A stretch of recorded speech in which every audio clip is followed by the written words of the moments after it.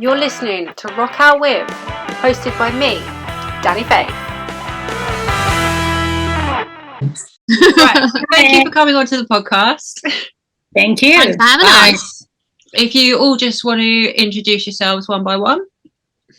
Hi, my name is London King. I am the lead singer, occasionally songwriter of Bite Me. I'm Jessica Rush. I'm the drummer and creator of this mad band. I'm Neo. I'm the bass player and backing vocals.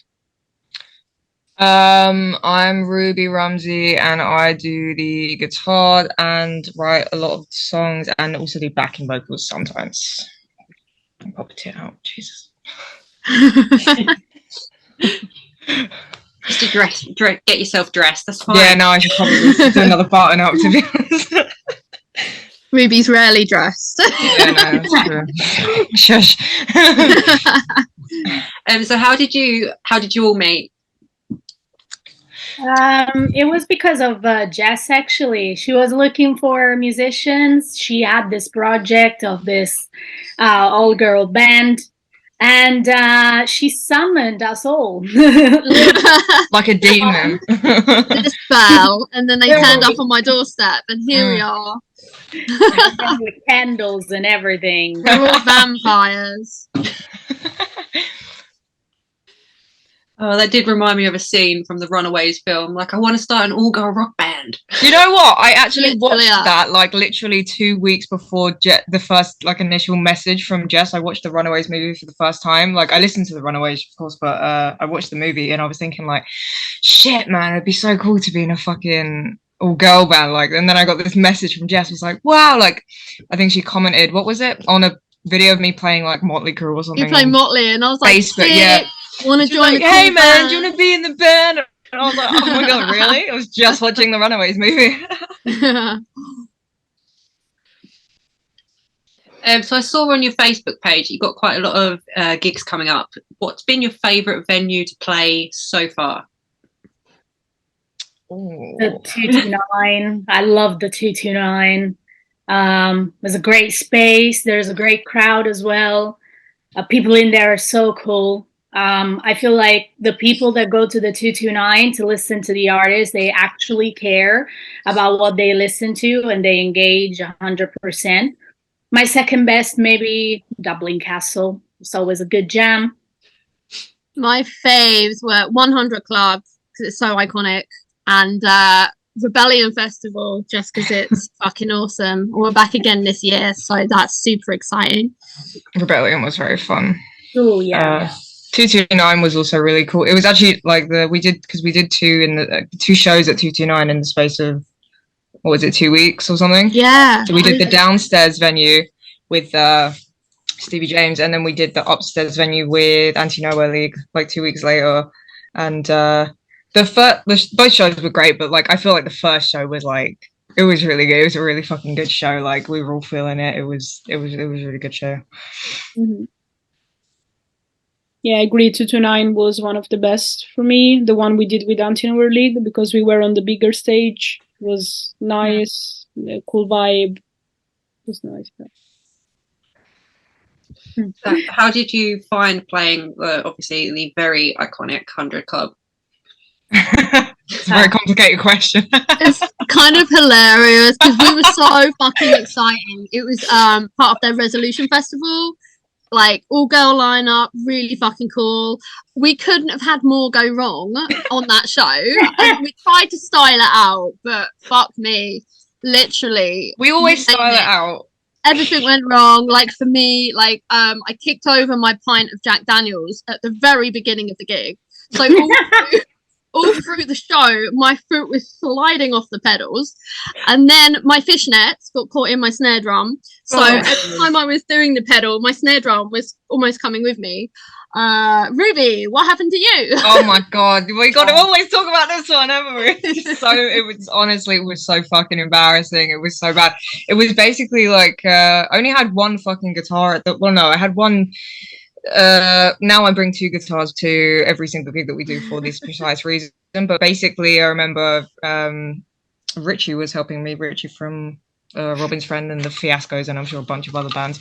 And he was helping with sound check, and he was like, yeah, your guitar is like not like it's not doing what it needs to be doing. And I was like, what? And he was like, yeah, it's kind of like cutting out, like, so the input jack in the guitar was kind of like and it wasn't properly connecting to the amp, so it's kind of like switching between like rhythm and treble the whole time, like trying to, I'm like, you know, really trying to go for it. And you know, sometimes it would cut out for like half a song, but you know, they still enjoyed the fucking show, and we still put on a really good show. But yeah, that's why I bring 2 guitars to every fucking gig now, so that doesn't happen again.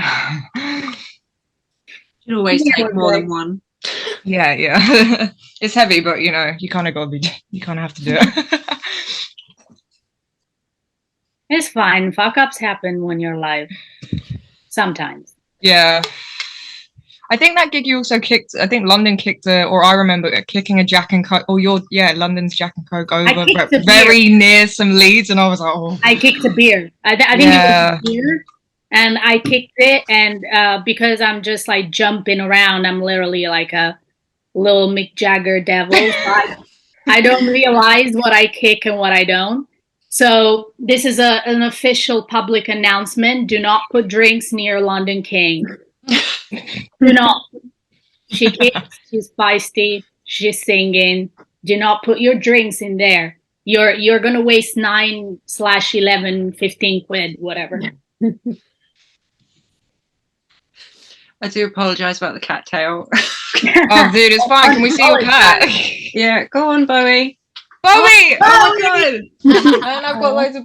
Oh my god! Oh, it's so cute. I feel like every cat is called Bowie. Like the amount of dogs and cats I've met, and people are like, "This is my dog Bowie," and I'm like, surprised, you know, original. It was almost called Bazinga, but then I was listening to Please Mr. Gravedigger, and he trod on the up volume, so that was his name pick. That's the one. That's the one. That's the name. That's the one. Yeah, the only is the dressing room. Well, dressing room in the 100 Club still just like a teeny tiny closet. Yeah, we had the production office, I believe. Didn't they tell us when we arrived that it was gonna, like, they were like, oh, for now, like, you guys have to stay in here, but it used to be something else or something? I think they were like renovating or something, but like, to be fair, they stacked it out with booze, so it was a very cool production office. We had printers and everything. It was wild. It was a funny day. Definitely. It was. So your single that came out in January, is that right? Mm-hmm. Beginning of the year. Let's just say the beginning of the year. Yeah. I couldn't tell you. Is there any plans on any more releases? Yeah. Yes. Very soon. Very soon. And that's all we're going to say for now. That's all we can say? I won't say anything. That's all that we can say, yeah. No, we're planning a couple of cool things, but we just want to build up the tension because the next single is going to be a completely different vibe from the first one. So we want to create a little bit of atmosphere around it. But it's coming. Where can people find your music? Because obviously you got the YouTube channel, but there's nothing on Spotify? Not that I can find. Well, something on Spotify. Yeah. We have one single, the Deviant. Yeah, it's kind of messed up. The profile on Spotify. Messed up, and the distributions companies, apparently they do the mess ups, but they're not willing to fix the mess ups. Literally, what you have to do is just take the single down and re-upload it again in a different way. I don't know how different, but otherwise it's going to be a big mess. But hey, this is distribution for you. We're under the wrong band called Bite Me. So you can find us, but it's under some kind of, I don't even know what it is, some kind of dancey, crazy band. So that's fine. Yeah, my sister was like, I didn't know you guys had all these songs out. And I was like, they're not our songs. Like, because you type in Bite Me and it comes up with a band called Bite Me and then we're underneath their name. And it's like, I guess it's like some American like guys in a band was like just fucking nothing to do with us. But it's not us. It's not. But we are under there. You know. type in Buy Me Deviant, it's on there. And of I mean, course, on Spotify. our single's their biggest hit, obviously. I mean, their fans will find you, so win-win, really. Yeah. Yeah, exactly. Exactly. Yeah. We're the best Bite Me, so you know. The exact same thing actually happened to my dad's album. It's under someone else with the same name, and it's like his whole album's under this other artist. Happens Oh all my the God. time. Not a whole album. That's bad. That would suck. Yeah. It sucks. It happens a lot, though, apparently. Yeah. So just head to your YouTube channel. Yeah, we got loads of shit on the YouTube. Like there's stuff from the very first show that we did at the Dublin Castle all the way up until I mean there's a few shows that aren't actually on there, like when we did, what was it, UK subs. Maybe there's a few clips on there from UK subs, but I think we were having so much fun we forgot to record a little bit of that. But you know, there's a lot of fucking shit on the YouTube channel. Right. So one of the things, because obviously I'm, as you can probably notice from my background, I'm actually a female bassist. So how do you think being female in the industry differs from the guys? You're always kind of, this might sound a bit heard before, but there's a lot more judgment about frivolous things. I feel like even in my experience as a solo that I was doing a while ago, a long time ago, I felt like people, when I've done the press for a single, I felt like people were just concentrating on things that are everything but the music. Like literally, I'm presenting to you a product that it's about music, it's about some kind of emotions, and all you can think about is how I'm dressed, my body, if I'm fit or not. Like if I was a Victoria's Secret model, maybe it would make sense. But I'm a musician. I'm singing. I'm playing music. I don't understand why you're not focusing on the music. Most of the times, people don't mention the music at all, and you're just there like, okay, what about what I just did? Like it doesn't mean nothing to you. This happens a lot less with guys. Literally, guys, they can go out with their wiener out, and nobody would care. Nobody would care. The guys, they can gain 20 pounds and nobody would care. I mean, yeah, maybe if you're a, don't know, super fit guy and all of a sudden you turn into an elephant, yeah, maybe there was something. But it's still, so what I'm trying to say is you're judged by not your craft, not what you're trying to put out, but how you look, what you choose to wear. All these, pardon my French, bullshit. I mean, it has nothing to do with what I'm doing. Okay, it's just a side. It's just the side of everything, and it's completely missing the core. Everyone's completely missing the core of what you do. Well, we did have that one. We got after the 229. I think it was one of the only reviews we had that was written by a woman, and it was like actually a fucking good review. Like this was what the bass was like. This was what the vocals was like. They put on a great show and blah blah blah. And it was like I don't even think once she mentioned what we were fucking wearing. It was like Christ, it's nice to get a fucking review that like, you know, isn't written by someone just going, yeah, so wearing this and this. And it's just like, dude, you know. It's more than visuals, like, come on. Do you think that's the problem with, like, especially with the social media side now, because it's getting further and further away from being about music and more about being, how many TikTok followers do you have? What do you look like? What are you doing? I feel like I don't know. I don't even have TikTok downloaded. I refuse to download it. So maybe you guys should answer that. People who don't really have. Sorry, I'm gonna say something very blunt. People who don't really have a real talent.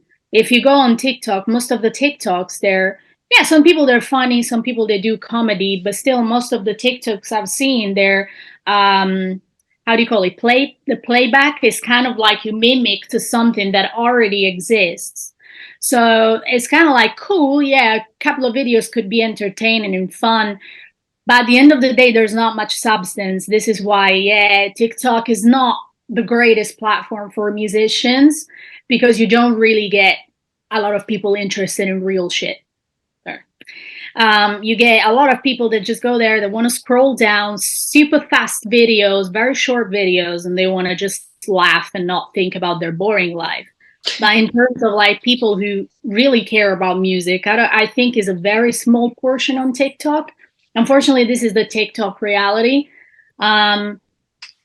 So yeah, I mean, I don't think TikTok is really great for musicians. I don't really think anyone on TikTok. There are a few people, they're very talented, by the real minority, and they rarely go viral on there. I think a lot of gig lineups as well rely heavily on like, oh, the headline is the headliner because they've got the most followers, followed by the next followers, by the next followers. And you're like, why not actually watch the band and work out which one's the best fucking band live? Because, you know, a lot of the time you might have a band above you on a bill and you're like, in the nicest possible way, because, you know what I mean? Like, I think just sometimes people need to kind of do their research and like just listen to the music and not be so like follower reliant, you know? Yeah. Also because you can buy followers, can easily do that and make it look fairly organic. It's very easy to do. It's just in my experience, I've noticed that like you get talented people that are barely getting noticed, and then you're getting the ones that got the right image, but they can't play jack shit. Yeah. Oh man, I've seen it. Do you know what that really annoys me when people like? I used to know, I'm not going to say names or anything, but I knew a girl back in the day, and it was like she had this massive social media following, and she was like, "I'm a rock star, I'm a this, I'm a that," and like I'm just so rock and roll. And she had the whole like, you know, oh, I love Satan, and I'm so rock and roll, and I'm just so goth, and it's like, she didn't listen to any actual rock music, like, and she couldn't play guitar for shit, like, not even just like by a subjective point of view, like she could not play guitar, and it was her whole image, and people like loved her because just of how she looked, and it was like, oh, it was just, it's so frustrating, like people putting in actual fucking work, and you know, the people that look the best or like the hottest, or do you know what I mean? It's not, it shouldn't be the way shit is. Like you know, music is music, it's audio, it should be everything over fucking visuals. Like obviously we like to have fun with our you know, we like to have fun with how we dress on stage, shit like that. And you know, London, I think you put something on your Instagram the other day, something about fashion is quite close to music for me or something, which I agree with. Yeah. And yeah, that's a big part of music, but it's not all that music is. Do you know what I mean? You can't just take a band at face value for how they look, or like an artist just for how they look. Like, what are you going to do? Never listen to the music? Never? I don't know. It's fucking weird to me, man. I think it's because like these days, aesthetic is a really important aspect of our culture, unfortunately. And it's, yeah, wrong. But if you see, like nowadays there are loads of bands, they look cool, and that's just it. And as Ruby said, it's not really fair, because if you put passion in what you do and you might have not the right look, you just won't be listened to, or you know, people will look at you like, oh yeah, you're good, but you don't look in the way you should to be like considered a rock star or whatever. Like, to me, like I have loads of friends that play metal, but they don't look like metalheads, you know. Yeah. So I think it's just silly, really, because every one of us, I think me and London especially, we kind of have loads of styles. Like obviously when we play with Bite Me, we tend to dress in a way that suits the vibe, but sometimes I just like to, I don't know, dress in a flower dress or whatever, stuff like a bit more girly, less rocker, but why not? Like yeah. It's a difficult one, isn't it? Because obviously, yes, fashion does play a part in it. It always has. Like if you look at like the entire punk scene, that was all music and fashion at the same time. But it's been more about that and less about the music now, which is disgusting. Yeah. But how would you? So say someone's never heard of you. How would you describe your music to them? What's our slogan, ladies? All girl, trashy punk rock Bitchin, and roll. punk. All girl, trashy Bitchin. Bitchin, punk rock, rock and glam, roll. glam rock and roll. Glam punk rock. Oh shit! Let's go again. Go again. Fuck. All girl, bitchin, glam punk rock and roll, bitches.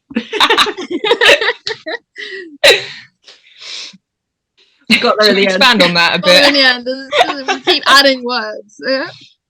Yeah, it's basically an amalgamation of amalgamation. Is that the right word? Amalgamation. Yeah, I think so.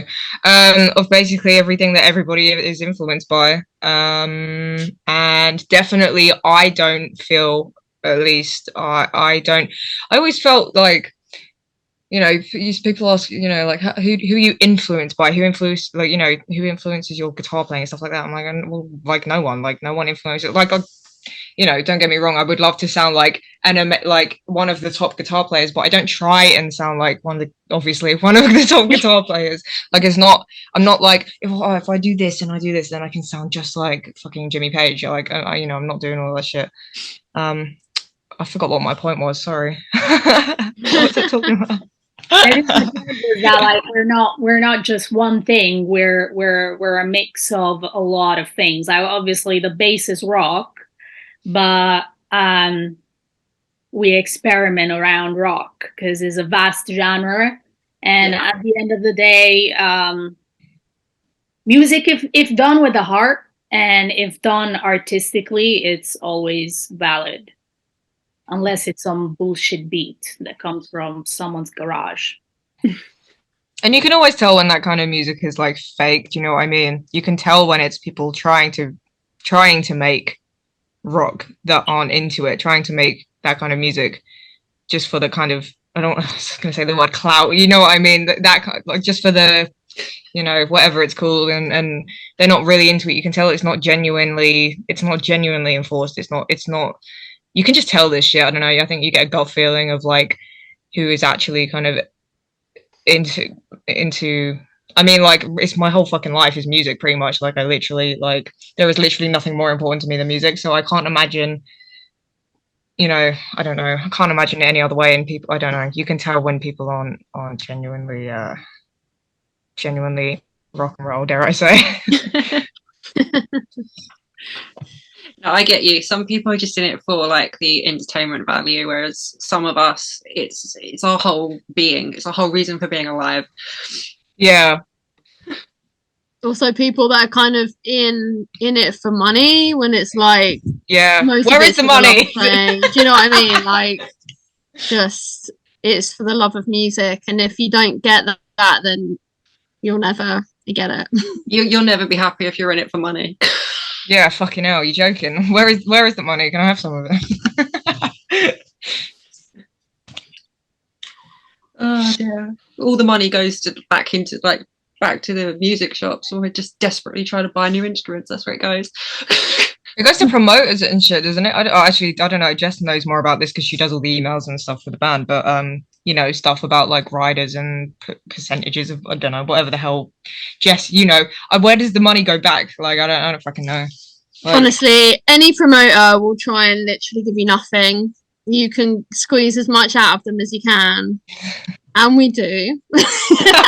We're worth a bottle it. of Jack and case We're of worth booze. it, but yeah, like literally, you know, people don't think bands kind of deserve to be paid, and that's pretty shit, to be honest. We're providing a service, you know what I mean? It's like, yeah, they'll try and fleece you, they'll try and do what they can, and it's like all bands are struggling, all bands are trying to get merch out, get music out, get albums out, and it's, you know, it's really tough out there. You know, you get some really decent promoters, in which it's far and few between, but always appreciative of that. But like, then you get the ones that are like, expect you to do it for nothing. Yeah, they do it for exposure. Like, yeah, but like not even fucking travel. I mean, that's the lowest of the low, but not even like travel expenses. Like, fucking hell, Jess a lot of the time has so much drum stuff. She has to get a cab like to and from venues, and it's a very long fucking way. You know, like times we've played like Derby and shit. It's like, you know, it's such a long way to go. Getting the train, even just getting the train to the coach, and then getting the coach, and then somehow getting to the coach from the, you know, shit like that. It's just like, you know, a little, you know, give us a little bit back. Do you know what I mean? We are playing a show. It's, you know, I love to play music, and that is the whole point. But you know, it'd be nice for a coach ticket. Mostly it's been like that. The people behind the artist is the ones who make the most money, even with record labels. But that's because, as everything, if you enable something, then obviously that something is going to carry on. And artists need to understand that all these people, as much as they want to try to boss everyone around, but it's the artist who, at the end of the day, is providing a service.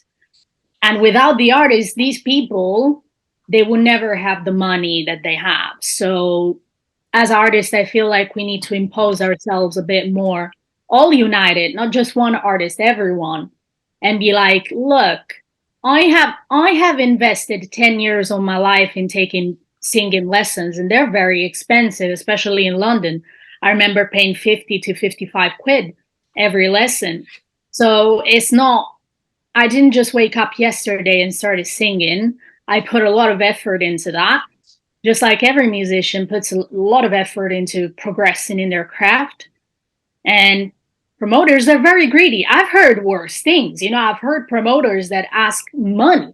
They're asking you to pay them to play on their shitty show that they don't even promote properly. What are we talking about? The kind of places that like the stage is like not even the stage, it's just like the floor that everybody else is standing on, and they're like, you should pay money to be here. Yeah. Carpet with a couple of cabs in the way of the crowd. Yeah. Like, cool, man. Yeah, we're just going to shove you over in the corner over there on that rug. Go. Like, you have to be really selective about where you play, otherwise you do get taken advantage of. We have, we tend to pick quality shows over literally playing the dog and bollock on a Tuesday, because snot and lettuce. What was it? Snot and lettuce. Robin said snot and lettuce on a Tuesday. I'm just going to make a drink real quick. I'm listening. Sorry. So, like, obviously, with the industry the way it is, what is the best advice you've ever received? I would say probably this, like, know your worth is the best advice you can probably give to any artist right now, because I can sit here, give you advice on how to sing better. This is something that you can find very easily. But I feel like the best advice is know your rights, know your worth, and don't let these people, these top men, take advantage of you, because they put themselves on top. But really, realistically, is the artist who's on top, and is the artist who needs to take everything in their own hand and be like, hey, you're asking for my craft and you're taking advantage of me. So it's like, open your eyes, understand your worth, and look up to the skies. And sorry, know how to move. What was that? Because you said open your eyes, and I was like, look up to the skies and see. Oh, okay. Ignore me. So yeah, I would say that is the best advice. Advice. Oh God, do you know what? I honestly feel like I haven't gotten that much. If the only good advice we get is from Robin, to be honest. Like I rarely feel like any promoters, anyone in the venues at the time, any like, I don't know, maybe occasionally like there'll be someone like one thing that pisses me off as well. If you have a band that you're working with, like not working with, what do you mean, like the other band on the bill or whatever, and they're like assholes for like no fucking reason. I always hate that. But sometimes you'll get someone like, oh, did you know that you could do this with your guitar? And I'm like, oh man, thanks, like that's actually really cool of you, thank you. But yeah, Robin helps us a lot. I don't know if you know who Robin is. Manager Dave. Yeah. Best advice is like make friends with your sound guy, because he's responsible for the sound of your show. So if you cunt him off, you're gonna sound like shit. So or you think you'll sound great, but what they've actually done is they've left your on stage monitors on, but they've turned the main ones off. I had a story about like I can't remember who it was, some fucking band page, and they were going, what we always do when we go out to get food before we sound check, we always ask the sound guy if he wants anything from Tesco, and they were like, that's how you keep him on his your good side, and just keep the sound guy on, keep him sweet, because it helps you out a lot, and just shows that you're not a dick, basically, and a lot of people are. So Okay, so I've only got one question left, and some people struggle with this one. Some are straight in with an answer. But if you could rock out with anyone, dead or alive, who would it be? Freddie Mercury and Queen, but also I would say And with London Hendrix. in this. Yes, yeah. Jimi Hendrix, Janis Joplin as well. But I would literally take Freddie from the grave and be like, "You coming back for one show with me?" Sorry. I want to drum with the Pistols. That would have been my dream. Oh, it's hard because there's so many people, but just for the obvious notion right now, I'm gonna say Rammstein. Rammstein. And what about collectively as a group? Ooh, good one. Penetration, maybe, or Oh, Penetration would be cool. Yeah, man. we'd be the perfect fucking band on the bill of Penetration. We met Pauline Murray at Rebellion. I was on like a Women in Punk panel with her, and I feel like that'd be so badass to play with. Yeah. I agree. You actually answered that quite quickly. That was quite cool. I You had to get inspiration from your wall, but yes, it's fine. love that movie. There's a lot of shit on the wall, you know. Sometimes it's like when people say, "Who are your favorite bands?" and you're like, "Brain, Work." Like, who are my favorite? You just forget like every band you've ever listened to. So sometimes I have to have a cheeky look, you know. It's like when they ask me, sing me a song, and all of a sudden it's like, I don't know music. What was music? Yeah. Right. Anyway, yeah. Thank you for coming on. Thank you for Thanks for having having us. Your hair's really cool, by the way. Thank you. me. Say hi to Bowie. Yeah. He's always guarding. So cute. So when is your next live show? Like the next one? 24th of May. Let me 24th of double May. check real quick. The 24th, Gunners. is it? Yeah, 24th Yeah, of May. So the gun is Gunners. in In London. somewhere in London. Yes. It's free show and With Brandy and yeah, come to the show. And where can, just quickly so everyone knows, because I will put the links on the description as well, but where can people find you? Instagram, Facebook, Bite Me Band Official, and on YouTube, if you Bite Me Band, you can easily find our channel.